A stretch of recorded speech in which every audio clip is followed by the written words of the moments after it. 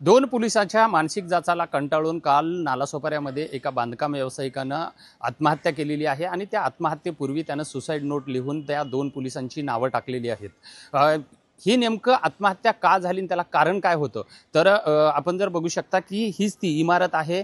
या इमारत ओम श्री जी दर्शन नावाची रिडेव्हलपमेंटची इमारत आहे आणि दुर्गाजी इंटरप्राइजेस नावाचा बिल्डरनी ही रिडेव्हलपमेंटला घेतली होती।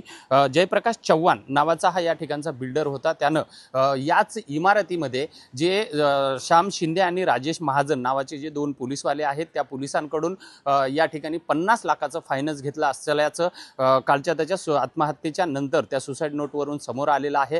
आणि याच इमारतीमध्ये त्यांनी दोन पोलिसांनी 4 फ्लॅट सुद्धा रजिस्ट्री करून घेतले होते आणि त्याच्या बदल्यामध्ये त्यांनी 32 लाख रुपये रिटर्न सुद्धा दिलेले होते। मात्र शिल्लक पैशासाठी पोलीसवाले जे आहेत हे आपल्या दलालामार्फत बांधकाम व्यावसायिकाला मानसिक त्रास देत होते आणि त्याच त्रासाला कंटाळून ही आत्महत्या केली असल्याचं सध्या तरी समोर आलेलं आहे। आचोळा पोलिसांनी या सर्व प्रकरणामध्ये गुन्हा दाखल केलेला आहे आणि या दोन्ही पोलिसांना अटक सुद्धा करण्यात आलेला आहे। एकंदरीतच जर बघितलं तर पोलिसांचं जर 60 ते 70 हजार रुपये पगार असणारा पोलीसवाला 50 लाखाचा फायनान्स कसा करू शकतो, त्याचे अन्य बिझनेस काय आहेत आणि हा पैसा आला कुठून, आता याचा तपास सुद्धा होणं गरजेचं असल्याच्या प्रतिक्रिया सर्वसामान्य नागरिकांकडून व्यक्त होत आहेत। पोलीस आता कसा तपास करतात का पोलिसाला वाचवतात हे पाहणंही तेवढंच महत्त्वाचं आहे। विजय गायकवाड, TV9 मराठी, नालासोपारा।